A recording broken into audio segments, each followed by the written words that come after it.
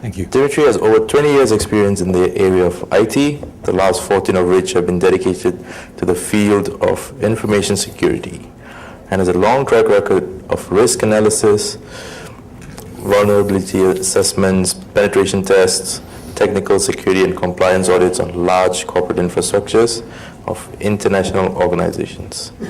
He currently serves as Managing Director of ENCODE Middle East in Dubai. He holds an MSc in Information Security from Royal Holloway and is a PCI DSS qualified security assessor. Thanks. Good afternoon, ladies and gentlemen. I'm Dimitri. For the next 1 hour or so, we are going to take a look at how some cornerstones of banking security, which up until recently were thought to be secure, have been proven not to be secure anymore. We're going to take a look at ways that people have used to make an awful lot of money, and the ways that people will be using for the foreseeable future to continue making some money. There's an implied assumption there that you understood that the attacks that we are going to discuss this afternoon are not theoretical, but they have actually taken place. For my sins, as well as for yours for the next 1 hour, I come from a cryptographic background. So some of the things that we're going to see refer to cryptography, but it's not hardcore cryptography, and it's not the algorithms that we are going to be discussing. It's all about the protocols and the API exposed by the hardware security modules that store the keys and the pins on which the security of banking transactions are based. So for this afternoon's presentation, we are going to very briefly take a look at physical attacks on ATMs, but we are mostly going to concentrate on IT-related attacks for recovering pins, and also what may happen to a banking institution if their internal network is compromised. If I was giving this presentation a couple of years ago, I would have asked how many of you work for a bank, and the logical assumption would be that only those people who work for a bank would be able to perform such attacks. This is no longer true. We will see why.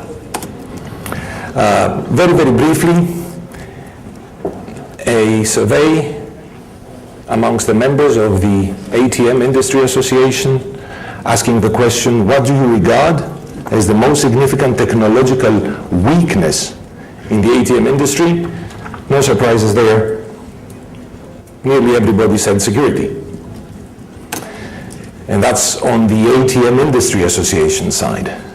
If you ask the clients themselves, what is it they're looking for when they're conducting electronic transactions over ATMs?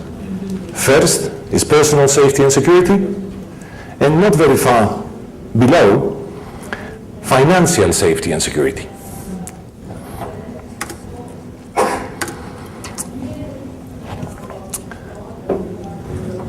A few months ago, there was an orchestrated attack in the Gulf. An ATM network was penetrated, and both credit and debit cards were compromised. And it was not just from one bank, it was from every bank, and it didn't just affect the residents of that country, it also affected visitors of that country. It was large scale. We will make conjectures on what happened, since there was an official investigation. However, the official results were never published. Well, if we ever see them on WikiLeaks, it won't be me. There is a lot of concern about financial transaction security. The managers of the ATM networks themselves think so. And it all starts becoming even muddier when people start developing automated tools, code, in order to perform these attacks either faster or on a wider scale. And we have started seeing the first malware targeting either ATMs or payment switches, central infrastructural components which aggregate payment transactions. The objective of those attacks is very simple. Recover the client's PINs and the card numbers. So the perpetrators can clone the cards and then they can withdraw money out of the victim's accounts. So very briefly, how does an ATM work? We all use ATMs. This is the classic idea of everybody. Everybody has about an ATM. It's a box, I go there, I put my card, I put my PIN, money comes out. So it is a place that contains money.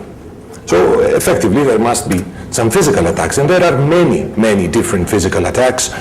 First of all, attacks targeting the client, card theft, with using card loops, also known as Lebanese loops, although the Lebanese didn't really have to do anything about it. I think it was the country where it was first detected. I don't think the Lebanese had anything to do with it. Skimming devices, we all read about it. Bogus ATMs, you go to a mall, there's an ATM there, you put your card in, you put your PIN, your card never comes out. Or even if it does, it has already captured the magnetic strip and also the PIN. PIN theft via various means, cash theft, distraction fraud, which according to a recent ATM Industry Association survey, it is a prevailing ATM attack here in Malaysia. So you go to the ATM, you try to take some money out, and most probably when the money come out, somebody bumps into you, he asks, he says, I'm sorry, but by the time, you turn and you look back at the ATM, the money is gone. Fund transfer fraud, and there are also some attacks targeting the bank with transaction reversals. The old ATMs had some sensors at the top and at the bottom of the money presenter, and you could safely take money from the middle, and after 20-30 seconds, these sensors did not sense any movement on the cash, they would retract the funds, but you had managed to take some money from the middle.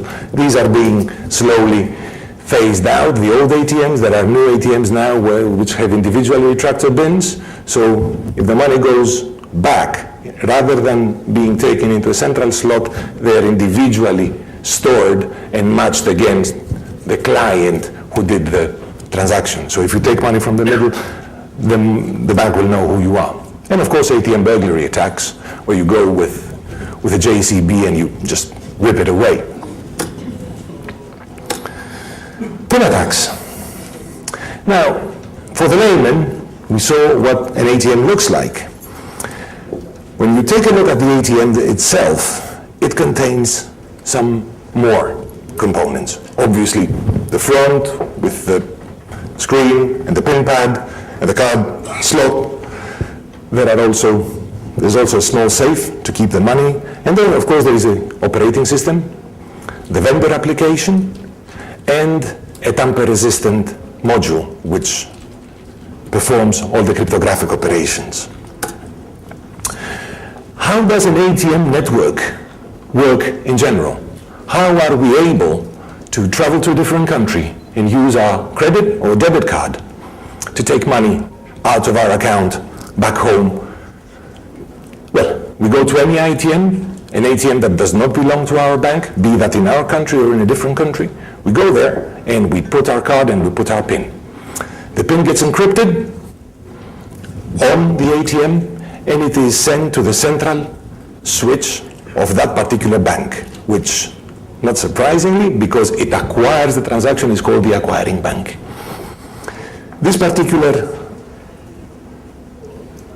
machine here, the ATM processor, it is equipped with a hardware security module which decrypts our PIN and re-encrypts it with a key shared between that bank and a central switching network.